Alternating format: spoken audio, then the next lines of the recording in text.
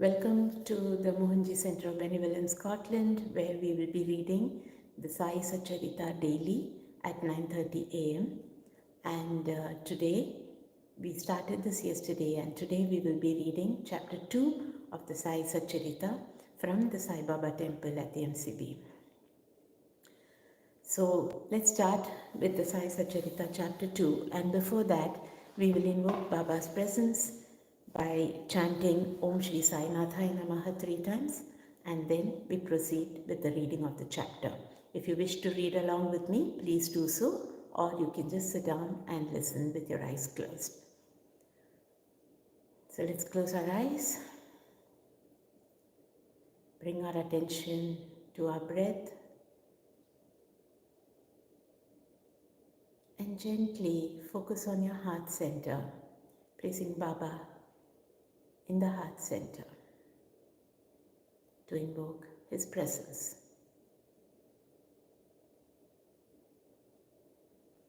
Om Shri Sai Nathaya Namah.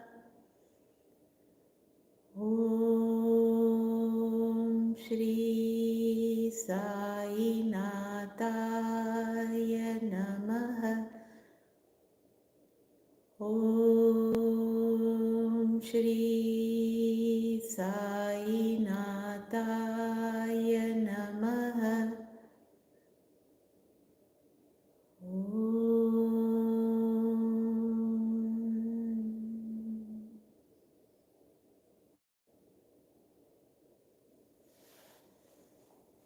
When you're ready, we can start reading chapter 2 of the Shirdi Sai Satcharita. In the last chapter, the author mentioned in the original Marathi book that he would state the reason that led him to undertake the work and about the persons qualified to read the same and such other points. Now, in this chapter, he narrates the same. The object of writing this book. In the first chapter, I described Sai Baba's miracle of checking and destroying the cholera epidemic by grinding wheat and throwing the flour on the outskirts of the village. I heard other miracles of Sai Baba to my great delight, and this delight birthed forth into this poetic work. I also thought that the description of these miracles of Sai Baba would be interesting and instructive to do to his devotees and would remove their sins. And so I began to write the sacred life and teachings of Sai Baba. The life of the saint is neither logical nor dialectical. It shows us the true and great path. Incapacity and boldness in undertaking the work. Hemant Pant thought that he was not a fit person to undertake the work. He said, I do not know the life of my intimate friend, nor do I know my own mind. Then, how can I write the life of a saint or describe the nature of incarnations which even the Vedas were unable to do? One must be a saint himself before he could know other saints. Otherwise, how can I describe their glory? To write the life of a saint is most difficult. One may as well be able to measure the depth of the 7 seas or enclose the sky with cloth trappings. I knew this was the most venturous undertaking which might expose me to ridicule. I therefore invoked Sai Baba's presence, grace.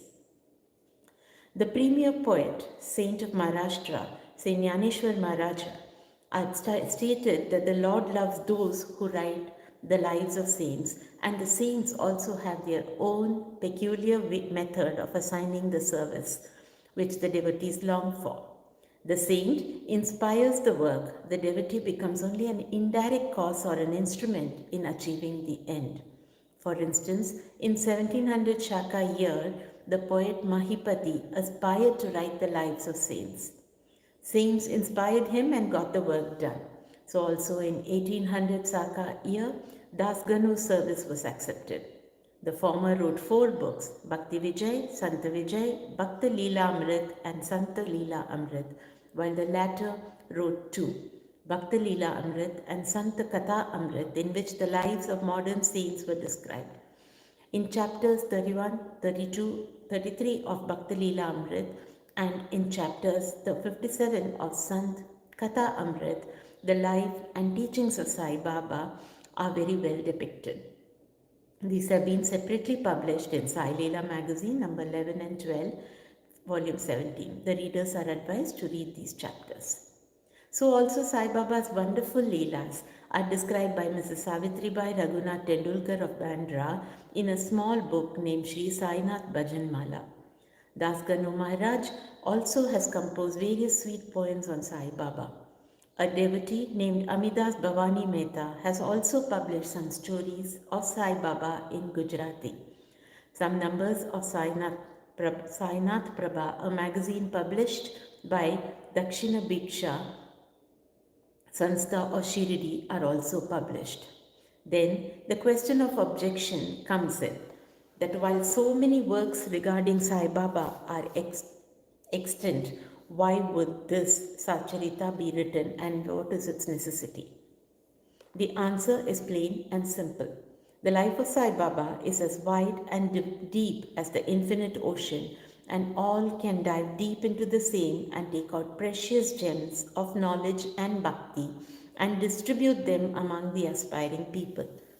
The stories, parables, and teachings of Sai Baba are very wonderful.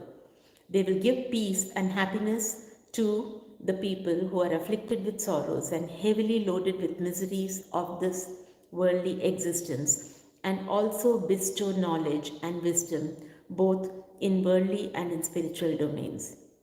If these teachings of Sai Baba, which are as interesting and instructive as the Vedic lore, are listened to and meditated upon, the devotees will get what they long for, which is union with Brahma, mastery in Eightfold Yoga, bliss of meditations, etc. So, I thought that I should call these stories together. That would be my best upasana. This collection would be most delightful to those simple souls whose eyes were not blessed with Sai Baba's darshan. So I set about collecting Sai Baba's teachings and expressions, the outcome of his boundless self-realization. It was Sai Baba who inspired me in this matter. In fact, I surrendered my ego at his feet and thought that my path was clear and that he would make me quite happy here and in the next world. I could not myself ask Sai Baba to give me permission for this work, so I requested Mr. Madhavrao Deshpande, alias Shama, Baba's most intimate devotee, to speak to him for me. He pleaded my cause and said to Sai Baba, "This Anna Sahib wishes to write your biography. Don't say that you're a poor fakir and there is no necessity to write it. But if you agree and help him, he will write. Or rather, your biography, your grace will accomplish the work. Without your consent and blessings, nothing can be done successfully." When Sai Baba heard this request, he was moved and blessed me by giving me his udi and placing his boon bestowing hand on my head, said, "Let him make a collection of stories and experiences. Keep notes and memos. I will help him. He is only an outward instrument. I should write my autobiography myself and satisfy the wishes of my devotees. He should get rid of his ego, surrender it at my feet. He who acts like this in life, him I help the most. What of my life stories? I serve him in his house in all possible ways. When his ego is completely annihilated and there is left no trace of it, I myself enter into him and shall myself write my own life. Hearing my stories and teachings will create faith in devotees' hearts and they will easily get self-realization and bliss.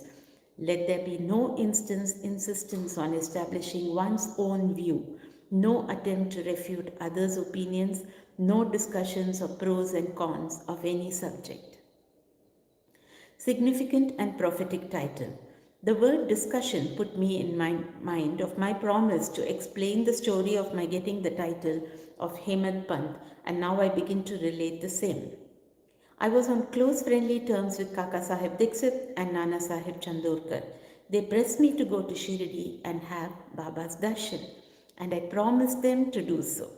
But something in the meanwhile turned up which prevented me from going to Shirdi. The son of a friend of mine at Lonavala fell ill. My friend tried all possible means, physical and spiritual, but the fever would not abate. At length, he got his guru to sit by the bedside of his son, but this too was of no avail. Hearing this, I thought, what was the utility of a guru if he could not save my friend's son? If the Guru can't do anything for us, why should I go to Shirdi at all? Thinking this way, I postponed my Shirdi trip. But the inevitable must happen, and it happened in my case as follows. Mr. Nana Sahib Chandorkar, who was a divisional officer, was going on tour to Basin. From Thana, he came to Dadar and was waiting for a train bound for Basin. Meanwhile, a Bandra local turned up.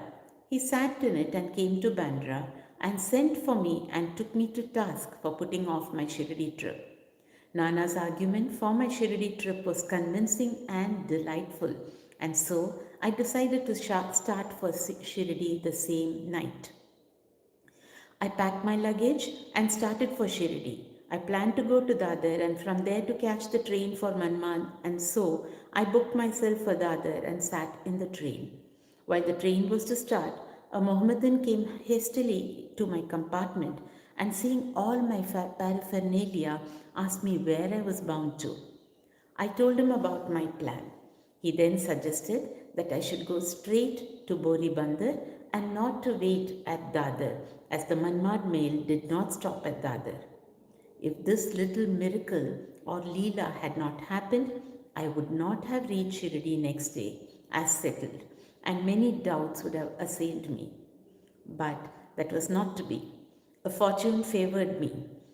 As fortune favored me, I reached Shirdi the next day before 9 or 10 a.m. Bau Sahib Kaka Dikshit was waiting for me there. This was in 1910, when there was only one place with Sate's Vada for lodging pilgrim devotees. After alighting from the Tonga, I was anxious to have darshan. When the great devotee Tatya Sahib Nulkar returned from the masjid and said that Sai Baba was at the corner of the Vada and that I should first get the preliminary darshan and then after bath see him at leisure.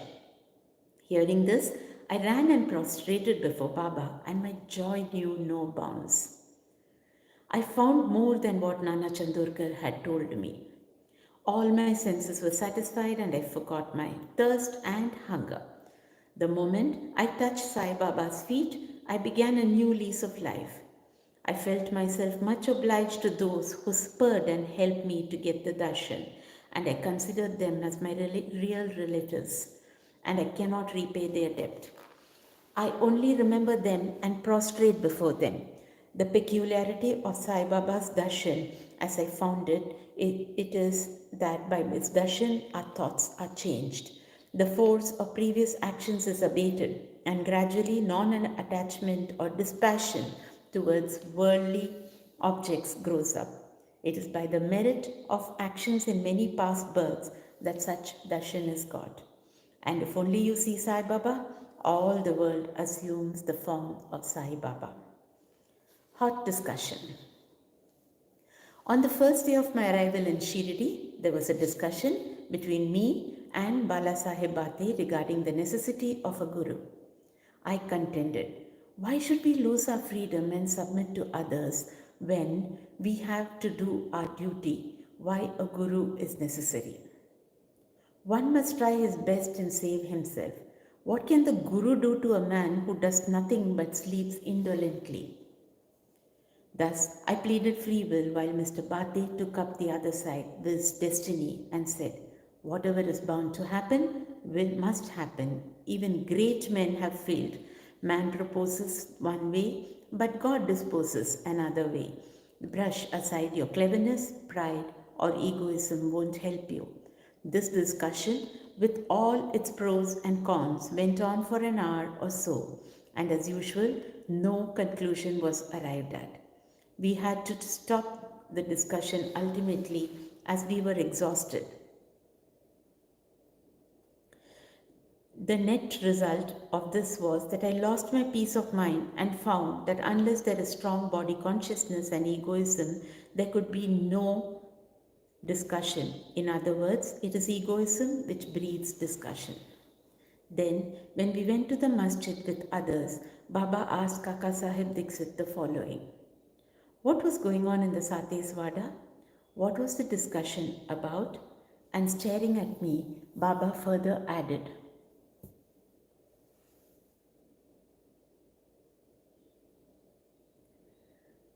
what did this Hemant Pant say? Hearing these words, I was much surprised. The masjid was at a considerable distance from Satewada and where I was staying and where the discussion was going on. How could Baba know our discussion unless he be omniscient and inner ruler of us all? I began to think why Sai Baba should call me by the name Hemad Pant. This word is a distorted form of Hemadri Pant. This Hemadri Pant was a well-known minister of the kings Mahadev and Ramdev of Devagiri of the Yadav dynasty. He was very learned, good-natured, and the author of works such as Chaturvarga Chintamani, dealing with spiritual subjects, and Raj Prashasti. He invented and started new methods of accounts and was the originator of the Modi Marathi shorthand script.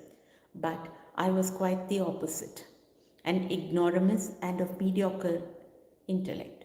So I could not understand why the name or title was conferred on me. But thinking seriously upon it, I thought that the title was a dart to destroy my ego so that I should always remain meek and humble. It was also a compliment paid to me for the cleverness in the discussion. Looking into history, we think that Baba's words calling Mr. Dabholkar by the name Hemad Pant was significant and prophetic, as we find that he looked after the management of Sai Sanasthan very intelligently, kept all the accounts properly, and was able also the author of such a great work, Sai Satcharita, which deals with such important and spiritual subjects such as Dhyan, Bhakti, dispassion, self-surrender, and self-realization. About the necessity of a guru, Hemad Pant has left no note, no memo about what Baba said regarding this subject. But Kaka Sahib Dixit had published his notes regarding this matter. Next day, after Hemad Pant's meeting with Sai Baba, Kaka Sahib went to Baba and asked, Baba, where to go? Baba said, higher. Then the man said, where is the way? Baba said, there are many ways leading here, there. There is one way from here, Shirdi also. The way is difficult. There are tigers and wolves in the jungles on the way. I, Kaka Sahib, asked, but Baba, what if we take a guide with us? Baba answered, then there is no difficulty. The guide will take you straight to your destination, avoiding wolves, tigers, and ditches, etc. on the way. If there be no guide, there is the danger of you being lost in the jungles or falling into ditches. Mr. Dabholkar was present on this occasion, and he thought that this was the answer Baba gave to the question whether Guru was a necessity.